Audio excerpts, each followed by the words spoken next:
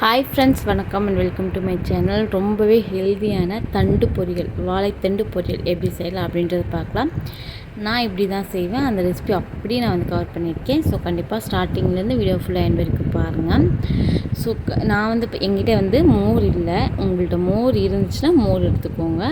So நான் ஒரு spoon தயிர் ஊற்றி, தண்ணி ஒரு 1/2 லிட்டர் கிட்ட தண்ணி ஊற்றி, உப்பு போட்டு கலக்கி அதில் வாழைத்தண்டை கட் பண்ண வைக்க போய் இது நிறைய பேர் தெரிஞ்சிருக்கும். ஸோ நம்ம அப்படியே வாழைத்தண்டை வச்சோன்னா கருப்பாயிரும். அப்படின்றதுனால தான் இந்த மாதிரி நம்ம யூஸ் பண்ணுறோம்.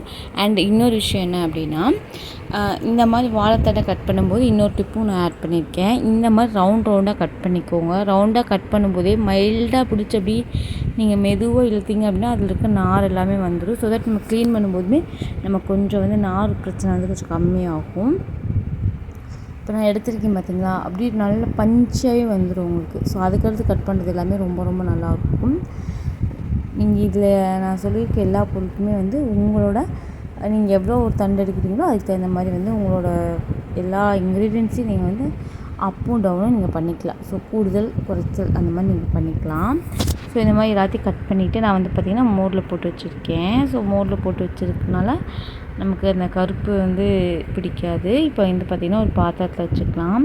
ஸோ பாத்திரத்தை வச்சு ஒரு ஸ்பூன் அளவு கடலை எண்ணெய் ஊற்றிருக்கேன்.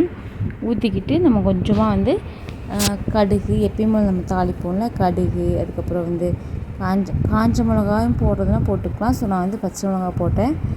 என்னோடய சமையலில் மேக்ஸிமம் நான் ஒரு 10 ரெசிபி போட்டிருப்பேனா, ஸோ 10 ரெசிபி கிட்ட பார்த்திங்கன்னா பச்சை மிளகா அதிகமாக யூஸ் பண்ணியிருப்பேன். எனக்கு பச்சை மிளகா ஃப்ளேவர் ரொம்ப பிடிக்கும்.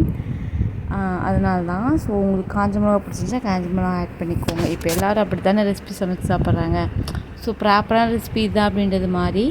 ஸோ அவங்கவுங்களுக்கு தகுந்த மாதிரி ஆல்டர்னேட்டிவாக இப்போ நம்மளாம் மாற்றி ஆரம்பிச்சிட்டோம். ஸோ அந்த மாதிரி சமையலை பொறுத்த வரைக்கும் நம்ம நமக்கு பிடிச்ச மாதிரி கூடுதல் குறைவாக செஞ்சு சாப்பிட்டுக்க வேண்டியதான்.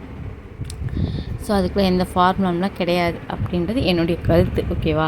ஸோ ஓகேங்களா, இந்த மாதிரி தான். கடுகு போட்டுட்டு அதுக்கப்புறம் பார்த்திங்கன்னா என்ன போட்டேன்னா, நான் கருவேப்பிலை போட்டேன்.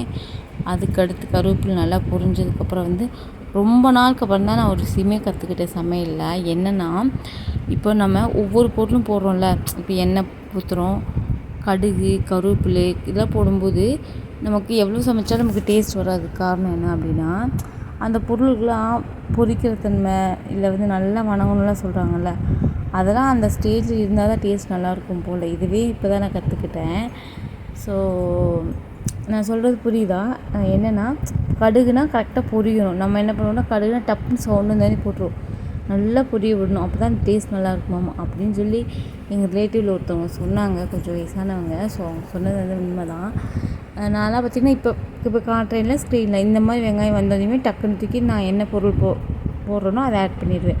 பட் ஆனால் அது இப்போ தான் கொஞ்சம் நிறைய குக்கிங்கில் இம்ப்ரூவ்மெண்ட் ஆகிட்டே இருக்கேன். அது எல்லாமே உங்களுக்கு வீடியோலாம் ஷூட் பண்ணி நான் அப்லோட் பண்ணிகிட்டே இருக்கேன். உங்களுக்கு பிடிச்சிருந்துச்சுன்னா பாருங்கள் என்னோடய வீடியோ. பிடிக்கலன்னா ஒன்றும் பிரச்சனை இல்லை, நீங்கள் இக்னோர் பண்ணிக்கோங்க. உங்களுக்கு ஃபேண்டசிக்காக எந்த வீடியோஸ் பிடிச்சிருக்கோ அதை நீங்கள் பார்த்துக்கலாம், நோ ப்ராப்ளம். ஸோ நான் யாரையுமே கட்டாயம்லாம் படுத்தலை. ஸோ இதுதான். ஓகே, நம்ம டாபிக் வரலாம்.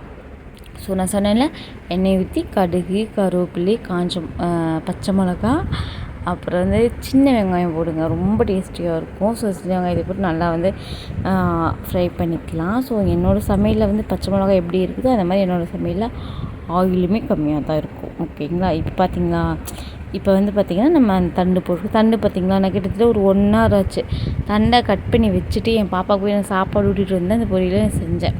ஸோ அவ்வளோ நேரமே அது அப்படியே ஃப்ரெஷ்ஷாகவே இருக்கும். அதுக்கு தான் நம்ம மோரில் போட்டு வைக்கிறது. ஓகேங்களா?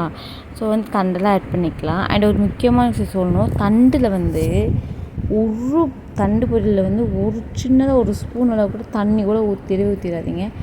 ஏன்னா தண்டே நல்லா தண்ணி விட்டு நல்லா அந்த லைட்டு ஒரு ரொம்ப செம்மலும் இல்லாமல் ரொம்ப மீடியமும் இல்லாமல் ஒரு மாதிரி அந்த ஸ்டேஜை வச்சு நல்லா குக் பண்ணிங்கன்னா அது அப்படி அதோட தண்ணியிலே அது வெந்துக்கும். அதுக்கு தண்ணி தேவையே இல்லை. இதை மறந்துடாதீங்க.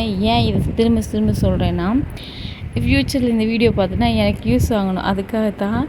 ஏன்னா நான் என்ன பண்ணுவேன்னா, நம்ம மற்ற காய்கறிலாம் வேக வைப்போம்ல, அந்த மாதிரி நினச்சிட்டு நல்லா ஒரு டம்ளர் தண்ணி எடுத்து ஊற்றிட்டு அப்படியே கொதிச்சுக்கிட்டே கிடக்கும், நல்லாவே இருக்காது. ஸோ இதுவுமே கொஞ்சமாக இப்போ கற்றுக்கிட்ட விஷயந்தான். ஸோ அவ்வளோதான். கொஞ்சம் இதானாலே பார்த்திங்களா அவ்வளோதான், நல்லா வெந்துடும். கொஞ்சம் தேவையான அளவுக்கு வந்து நான் எப்போவுமே வந்து பார்த்திங்கன்னா பொரியல் எது செய்யும்போது இல்லை கீரை அந்த மாதிரி எது செஞ்சாலும் ஒரு ஹாஃப் குக் ஆனதுக்கப்புறம் தான் வந்து நான் உப்பு போடுவேன். ஸோ அப்போ தான் வந்து நமக்கு கரெக்டாக இருக்கிற மாதிரி நான் ஃபீல் பண்ணுறேன். ஸோ அதனால் வந்து அந்த மாதிரி நான் இப்போ ட்ரை பண்ணிகிட்ருக்கேன். மேபி டேஸ்ட் ரொம்ப நல்லா வருது அப்படின்னு நானே சொல்லிக்கிறேன்.